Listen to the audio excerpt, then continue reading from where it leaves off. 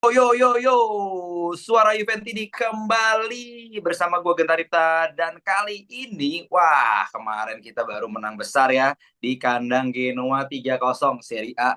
Perlahan, perlahan tapi pasti kita mengunci puncak klasmen dingin coy. Ya. Nah, kita nggak boleh lama-lama apa ya nggak boleh lama-lama bablas senangnya karena kita sudah akan menghadapi tantangan baru di hari Selasa atau Rabu dini hari besok nih akan ada match UEFA Champions League yaitu match day kedua dan kali ini gue akan bahas tuntas gimana kira-kira persiapan Juventus menghadapi laga UEFA Champions League match day kedua bersama gue malam ini sudah ada Brother Bustan. Ya, halo-halo semuanya. Perkenalkan saya Bustan, Juventini dari Jakarta Timur.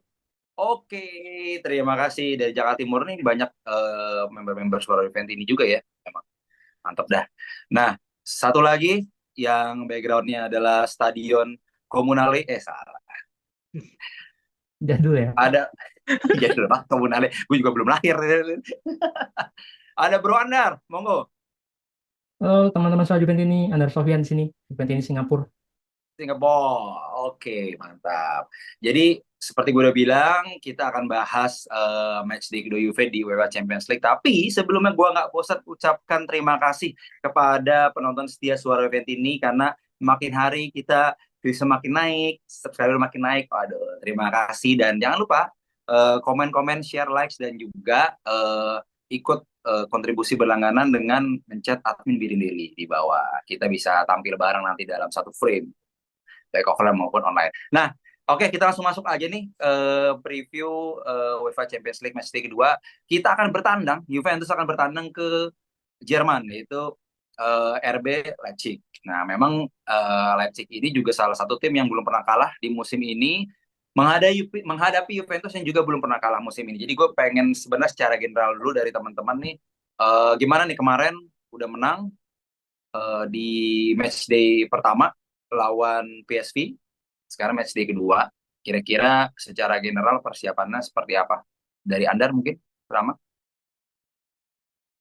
Iya, em, Juventus ini kayak binatang yang berbeda ya di Liga sama di Champions League ya. Kita di Champions League tuh, Champions League kelihatan lebih lebih apa ya, lebih lepas dibanding di Liga gitu. Lebih buas, lebih lebih bebas. Ya, memang faktor attractiveness-nya lebih terasa ketika kita nonton UCL selain dari karena panggungnya dan dan segala macam perintilan UCL, tapi memang lawannya juga sama-sama bermain terbuka gitu. Dan gue rasa nggak akan berbeda dengan lawan PSV. Leipzig ini juga tim yang mereka ngejarnya possession juga. Possessionnya mirip sama ini tim sebenarnya kayak kembarannya kita gitu. Oke. um, Secara di liga masih belum pernah kalah. Kemudian 4 dari 5 pertandingan clean sheet. Kebobolannya Hmm, cuma waktu mereka menang lawan juara bertahan Leverkusen. Bahkan mereka oke. ngalahin Leverkusen gitu. Terus kemudian um, memang di Champions League mereka kurang beruntung lah bisa dibilang di pekan pertama mereka kalah dari Atletico Madrid. Ya memang itu musuhnya Juventus juga tuh tim-tim kayak Atletico gitu yang main low block gitu. Dan, jadi ya ini seru sih. Jadi kayak kita ketemu kembarannya Juventus gitu. Mungkin seperti lawan PSV tapi level levelnya lebih lebih udah naik lah gitu. Levelnya udah Bundesliga bukan Eredivisie lagi gitu. Gitu Mas Gen. Ya, jadi memang gue juga sering dengar sih bahwa si Leipzig ini nih menampilkan sepak bola yang cukup atraktif ya, mirip-mirip Leverkusen juga gitu. Dan Tuh. dia ibaratnya tidak ada mungkin bintang yang mencolok banget lah gitu. Tapi nanti gue juga perlu bedah jauh sih soal Leipzig ini. Kalau dari Bustan kira-kira hasil yang diraih di Liga nih ya, kita yang baru berjalan tadi malam itu akan mempengaruhi nggak secara mental buat Juventus menghadapi tuan rumah Leipzig? Iya, harusnya sih pertandingan kemarin lawan Genoa dengan kemenangan besar yang ditunggu-tunggu harusnya bisa jadi pemicu ya dan Hmm, jadi penyemangat tersendiri gitu buat Juve mengarungi UCL pertandingan matchday 2 ini ya. ya. Bahkan sebetulnya di matchday 1 kemarin itu Juve cukup meragukan juga sih sebetulnya ya karena beberapa pemainnya kan banyak yang debutan juga gitu dan cuman sedikit pemain yang punya banyak caps di Liga Champion ya dan jadi Ya. bisa dibilang Juve ini sebetulnya secara tim masih tim yang belum terbukti lah di UCL, tapi kemarin bisa bermain lebih lepas gitu karena mungkin seperti yang dibilang Mas Andar tadi bahwa tim yang dihadapi PSV juga mainnya lebih terbuka dan itu jadi sasaran empuknya Juve gitu. Harusnya sih cara mental di pertandingan kedua bisa lebih siap lagi ya dibanding pertandingan pertama bahkan, dan harusnya bisa lebih bagus persiapan di pertandingan kedua ini. Oke, berarti tapi kalau dari pandangan lu sendiri kira-kira selain faktor tadi bahwa Juve itu banyak pemain-pemain yang memang mungkin musim pertama di Champions League itu, ada nggak sih kira-kira bakal jadi ancaman ataupun titik yang harus segera dibenahi oleh Juve ketika dia bermain di ajang sebesar Champions League gitu? Kalau dalam waktu dekat lah, misalnya dari lu lihat dari match day pertama, selain tadi mungkin soal pemain-pemainnya masih jauh, ada lagi nggak sih? Mumpung belum lawan City nih kita nih, kan mau lawan City. Sedikit deh kalau Iya, buat lawan. jadi kalau pertandingan di Champions League itu kan di tengah pekan gitu, di tengah. Jadi dia Hmm, cuman paling jaraknya 3 atau 4 match dari pertandingan liga ya. Jadi tentu saja itu ancaman pemain jadi lebih capek ya. Itu tentu menjadi hmm, ancaman juga, dan mungkin kalau dibilang ancaman dari sisi teknis permainan sih, Juve masih lumayan kesulitan gitu menghadapi tim-tim yang low block ya sebetulnya. Tapi untungnya di UCL itu permainannya lebih terbuka. setuju. Tapi mungkin kalau Leipzig ini ya, ya seperti yang dibilang Mas Andar tadi, mereka itu tim yang kebobolannya paling sedikit juga ya liga. Di liga tim yang kebobolannya paling sedikit dan belum pernah kalah gitu. Jadi tim ini lumayan sulit juga harusnya untuk dihadapi Juve gitu karena Hmm, mereka punya pertahanan yang kuat, dan mereka kan baru 2 kali ya menghadapi big match ya, lawan Leverkusen sama lawan Atletico Madrid gitu. Lawan Atletico Madrid itu pertandingannya kalau sebetulnya mereka lebih bertahan ya mainnya ya, lebih mengandalkan serangan balik gitu.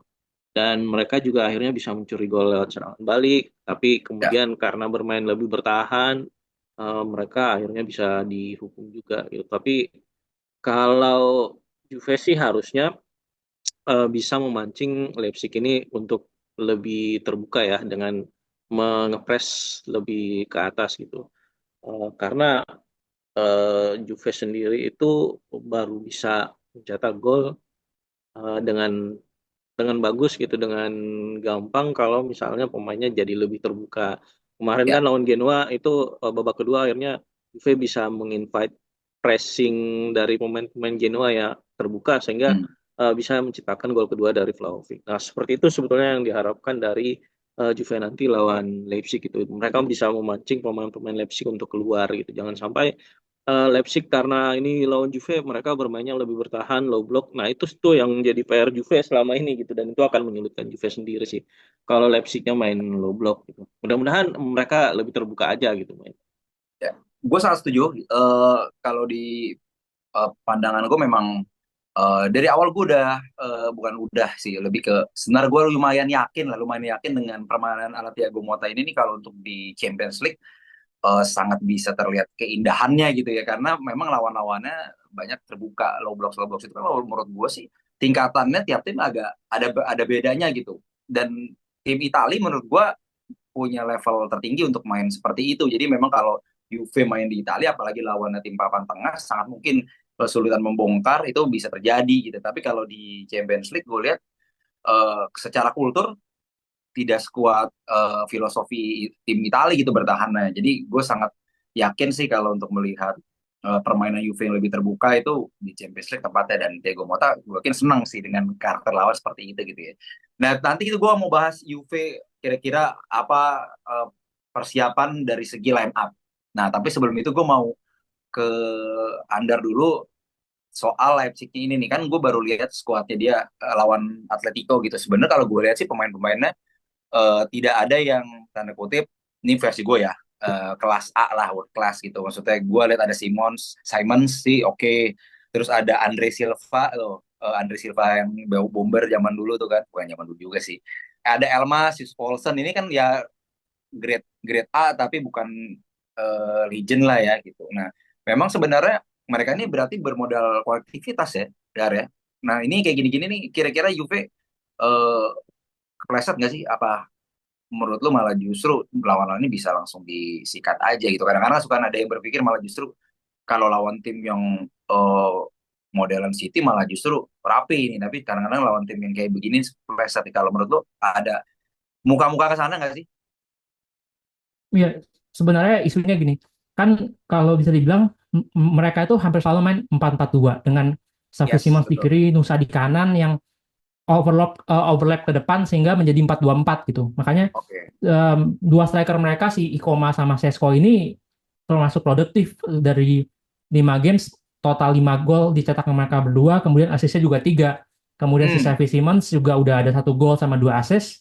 Si Nusa ini udah 1 gol 1 assist. Jadi dari ya, segi compact dan kolektivitas memang mereka ini udah solid ya, dalam artian sesuatu yang masuk akal karena mereka ini berempat udah main bersama di tim ini selama 2 musim gitu.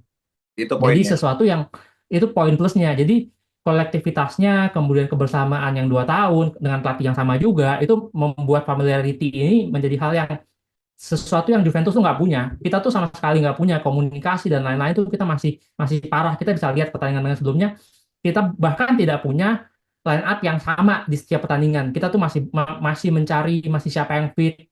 Kop Miners sendiri Ya, belum fit. Misalnya ketika Kop Miners agak fit aja, umpannya kita udah lihat kayak gimana kemarin lawan Genoa gitu.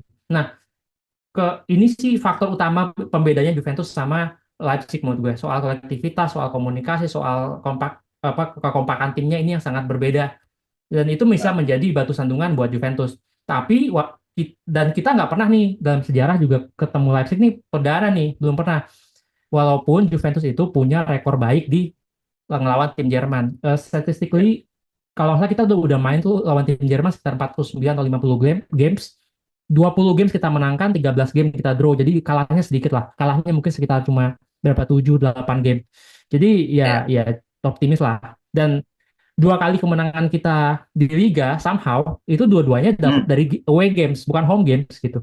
Lawan oke. Verona dan lawan Genoa itu dua-duanya away. Jadi dan ini kita away. Jadi menurut gue kalau mau cocok logi gitu ya, faktor-faktor ini Hmm, membuat gue optimis untuk melawan si em, kelemahan Juventus tadi yang eh, Leipzig lebih dominan gitu. ya, ya. Ya. Ada fakta di balik cerita bahwa memang nggak perlu klub, maksudnya nggak hanya klub, timnas Italia aja kalau lawan Jerman tuh tracknya bagus sebenarnya. Jadi Betul. terbawa Iya. tradisi itu ke klub ya, dan benar-benar jadi kita Iya. wajib optimis sih sebenarnya gitu dengan partai away nanti. Dan ya tadi gue juga setuju tuh kalau memang Juventus sedikit juga ada kelemahan bahwa kita tim baru lah. Kita sebenarnya harus bersyukur juga sih dengan yang Motas sejauh ini bikin gitu, karena kita dari nol, benar-benar start dari nol, walaupun pemain meyakinkan tetap aja kan tidak semudah itu menggabungkan pemain-pemain berpotensial gitu ya. Oke, jadi emang sangat menarik lah nih kalau menurut gue sih kita menantikan match nanti gitu. Apalagi streaming legal kan kalau Champions kan. Iya. Enak Bein Sport nonton. aman. Main sport aman. Nah, oke, gue mau masuk sekarang langsung ke formasi atau line up lah. Gue langsung ke Juventus aja lah, karena kalau yang Leipzig gue juga jarang nonton sih, bisa bilang nggak nonton gitu. Jadi yang tadi nama-nama kita sebutnya kita tahu secara individu lah kualitasnya gitu kan. Simons, Simons ngomongnya Simons. Iya, Nah, Sesko juga sempat kita incer kan. Nama-nama benar, striker yang kita incer. Peter itu. Jadi kita tahu secara individu aja gitu. Nah, kalau Juve, kita kemarin lawan Genoa bisa dibilang tanda kutip menggabungkan tim A tim B lah. Tim B-nya malah sedikit dikedepankan karena ada Danilo di situ. Terus Paglioli itu kan yang biasa cadangan ada di situ juga. Terus si siapa Belgia kiri? Bangla. Bangula ya Bang itu Bela. juga. Perin juga. Nah kali ini nih menurut Andar kira-kira Juve akan bermain dengan formasi apa? Nanti Gustan juga boleh kasih formasi idamannya lah. Kalau gua pribadi sih berpikir akan memainkan formasi ketika lawan PSV mungkin, atau formasi lawan kemarin Serie A sebelum lawan Girona siapa ya? Gue lupa lagi nih. Lawan PSV lah Napoli. itu udah paling. Oh ya, lawan Napoli. Tapi lawan PSV menurut gue sih cakep sih itu. Apakah akan memakai formasi itu kembali? Monggo silakan dari kiper sampai depan boleh diurutin nanti Bustan juga. Gue oke. Gue ngerasa kita mungkin akan follow up. Kalau kemarin kan lawan Genoa kita berubah dari 4-3 sorry 4-2-3-1 menjadi 4-3-3 ya kelihatan di babak kedua. Gue ngerasa kita akan pakai ini yang sama gitu bahwa Vlahovic tidak akan dibiarkan sendirian di depan. Jadi mungkin gue mulai dari di Gray, kemudian di kanan Kalulu, di kiri Cambiaso, di tengah Hmm. Bremer sama Capitano Gatti, di tengah gue Hmm. ngerasa mungkin Fajuli dikasih kesempatan lagi setelah kemarin 90 menit bermain apik bersama Hmm. Douglas Luiz dan Thuram. Kemudian tiga di depan Chico, Vlahovic sama Koop Miners. Koop Miners mungkin jadi ya itulah tiga empat tiga tiga gue. Oke, ini menarik nih. Mungkin nanti Gustan bisa memberikan pandangan karena di sini Under udah langsung mainin Ciko di tengah di menit awal ya, gitu ya. Betul. Terus dan eh, tidak masukin Locatelli ya, menarik juga nih. Kita perlu pandangan dari Gustan. Kira-kira gimana kalau di Gustan? Oh iya, jadi kan biasanya Muta itu eh, unpredictable juga ya. Dia Betul, dia betul. akan memasukkan pemain-pemainnya itu jadi starting line up berdasarkan apa ya kemarin itu berdasarkan hasil latihannya gitu, hasil latihan. Jadi kadang Hmm. dia nurunin Bangula tiba-tiba, nurunin Roy tiba-tiba. Tapi kemarin itu juga kita perlu mempertimbangkan bahwa lawan Genoa mungkin ada ini juga ya, dia menyimpan beberapa pemain untuk rotasi ya. Karena kan ini Hmm. pertandingan di dalam beberapa match gitu, jadi lumayan padat juga. Kalau prediksi besok sih harusnya mungkin di Gregorio balik lagi ya. Jadi ini Hmm. tadi kalau nggak salah Gazeta itu udah ngeluarin ini ya prediksi ya. Jadi Saya. yang bakalan line up itu, yang pasti line up itu Gatti, Cambiaso, Locatelli, dan Thuram. Jadi yang kemungkinan Oke. besar line up itu empat orang itu gitu. Jadi prediksinya itu mungkin di Gregorio, Kalulu, di tengah Gatti, Bremer, kiri Cambiaso, eh, di tengah itu mungkin 4-2-3-1 ya. Kalau saya ya 4-2-3-1. Jadi duanya itu Thuram dan Locatelli, Thuram Locatelli. Di depan ya Yildiz, Koopmeiners, dan ya mungkin sama seperti Mas Andar, Chico Conceição itu juga bakalan masuk sebagai starting line up pada pertandingan kali ini ya, dan depannya Vlahovic. Itu sih 4-2-3-1. Menarik, menarik, menarik. Memang Cico Conceição ini kan ya dipersiapkan buat inti ya gitu. Tapi kalau dengan Nico main nggak sih? Main ya? Kemarin Enggak, main. maksudnya dia available kan gitu ya. Iya ya available, available. Apa alasan Sampai saat Sehat, sini sih masih available masih gitu, sehat. masih sehat. apa Karena alasan kemarin dari kalian lumayan ini. berdua? Nah, ya, apa alasan kalian berdua memasang Cicio dibanding Nico gitu? Busan, ntar Anda juga.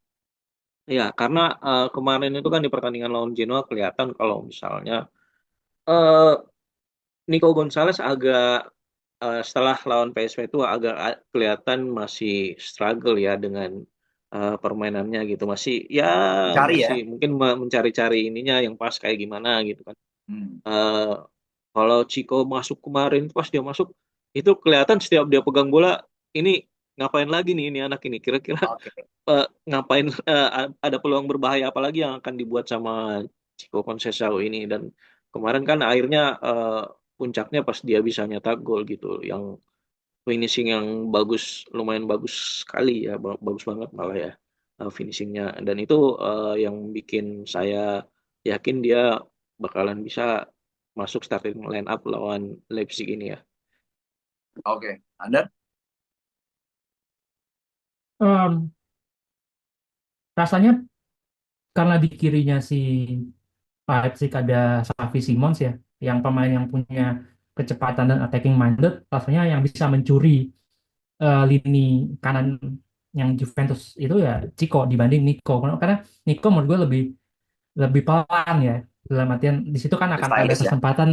Iya, lebih stylish karena ada kesempatan Xavi itu meninggalkan meninggalkan sisi kirinya Leipzig, dan itu yang menurut gue dengan Chico kita bisa mengeksplor flank-flank itu gitu dibandingkan misalnya naruh Tico di situ, dan tidak ya, dan lebih masuk akal sih menurut menurut gue, dalam artian eh, dari match fitness juga kan sebenarnya Chico lebih butuh dibanding Nico saat ini, karena Nico kemarin sempat main timnas dan lain-lain.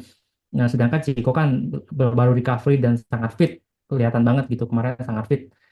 Ya faktor-faktor inilah membuat gue lebih memilih Chico dibanding Nico di untuk dipasang di kanannya Juventus besok. Gue coba mengakomodir jawaban kalian berdua bahwa oke, Conceição ini bisa jadi inti. Memang kalau menurut gue juga secara pengalaman dia nggak kalah gitu ya dibanding Nico Gonzalez, karena ya dia di Porto kemarin juga udah main di Champions League kayaknya pasti ya. Iya. Terus musim lalu dan dia di Portugal juga lumayan gitu kan, pengalamannya ada dari level junior juga udah main di Portugal. Dan ya kalau Nico itu kan ya orang Argentina gitu kan, secara exposure dia besar gitu lah ya maksudnya. Tapi kalau pengalaman sebenarnya Conceição juga nggak kalah sih. Jadi mentalitas di Champions League-nya malah menurut gua udah lebih ada Conceição gitu kan, karena Nico kan belum pernah main di Champions League sebelumnya gitu. Iya, Bener kan ya? Belum ya? Belum pernah kan ya? benar-benar. Iya, fun Hmm. fact-nya adalah Chico Chico itu debut UCL sama Porto itu lawan Juventus. Yang Di yang beberapa tahun lalu ya. yang Chiesa Dua, sama Ronaldo, Iya, lama iya lupa ya. gue. sepertinya. Kayaknya kayak Ronaldo deh. Ya, pokoknya itu itu pertama kali debutnya Chico di UCL tuh lawan Juventus. Itu Oh ya ada di berarti. ceritanya waktu kita pertama kali eh, apa Mercato awal itu ngomongin Hmm, hmm. ngomongin Chico itu Conceição. kayak Conceição nih kok loh bisa-bisanya dia debutnya lawan Juve apa di Juventus Berarti gitu. bagus. Ya, berarti kan dia udah Cocok cukup lama logi. itu. Ya, ya, ya. Oke, berarti gue sepakat deh bahwa memang pemilihan Condesal di kanan itu sebagai pemain inti bagus juga gitu ya. Dan itu juga men-challenge si Nico yang notabene juga pemain bintang lah gitu kan ibaratnya, untuk dia bisa merebut lagi sisi kanan gitu. Karena mungkin emang di setting untuk dua pemain inilah ya, Conceição dan juga Iya Nico ya, nanti event nih. Iya, betul. betul. Bukan kayak lah. Nah, oke, kita tutup aja dengan prediksi skor sekarang. Prediksi skor dari Stan dulu. Monggo. Kira-kira hasilnya gimana nih? Kita main away nih ke Leipzig nih. Eh, Yakin menang sih. Oke. Yang penting Juve bisa mancing Leipzig biar lebih main terbuka, Hmm. sehingga kita bisa mungkin mencetak peluang lebih banyak dan bisa mencetak gol. Prediksi sih mungkin 2-0 sih, nggak usah banyak-banyak, itu 2-0 aja. Setuju. Gue Kemarin kan juga. Leipzig bobolnya 2 gol juga lawan Atletico gitu ya, paling Ya, 2-0 aja gitu. gue sih juga nggak ada keraguan lo lihat event sekarang. Oke, gimana ada? 3-0 lah udah Gila. all in. Kasih, kasih. Gelar, gelar. Gue juga yakin gak kebobolan nih. Gimana dong nih? Teman-teman suara event ini, penonton setia juga yakin kan Juve gak kebobolan. Gue juga yakin sih kayaknya gak kebobolan ya. Kan? Kita kan bukan Inter yang udah kebobolan 7 kali, itu Juventus Nah, 0 kebobolannya. iya, iya, iya, iya. Benar-benar. Pasti ke bawah lah. Dan gue juga lihat sampai sejauh ini gue masih tetap bilang Mota jenius lah. Jadi gue yakin lah dia bisa lah gitu ya. Pelan-pelan, dan maksudnya biar kayak diesel juga gitu. Jadi pelan-pelan dia di Champions League ke debutnya lawannya ntar makin lama ada City gitu-gitu kan. Emang gue suka sih konsep yang ke Champions League sekarang yang liga gini nih. Tuh, lebih apa ya? Lebih kayak nggak bikin patah arang gitu sih kalau gue ngeliat ya. Hmm, lebih kayaknya nggak Lebih ada seru. konflik. Lebih seru juga, benar lebih seru. Ya udah, itu deh palingan ya teman-teman Suara Event ini udah lihat tadi preview kita tentang Juventus yang akan away ke RB Leipzig Rabu dini hari. Rabu dini hari ini benar berarti jam 2 berarti ya mainnya ya. Kamis, Atau Kamis jam dini hari. 11 malah. Kamis dini hari.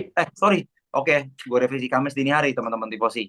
Tifosi gitu ya, kebiasaan Pak Zuri. Teman-teman Juventus ini. Nah, jadi masih ada ya, masih lama sih. Mungkin berangkatnya Juve dari Turin baru hari Selasa lah gitu ya. Yes, tapi jam 2 ya. Jam 2.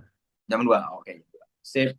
Oke, Fix. terima kasih untuk Bro Bustan dan juga Bro Andar telah menemani saya hari ini untuk membahas match di 2 Champions League Juventus yang akan melawat ke kandang RB Leipzig. Teman-teman eh, menonton setia Suara Juventus jangan lupa ya subscribe, komen, like biar channel ini semakin berkembang, dan juga join kita di member Suara Juventus ini dengan WA admin Bidindeli. Terima kasih. Kita tutup ya hari ini dengan seperti biasa. Pino Lepine, Forza Forza Juventus. Forza Juve. Juve.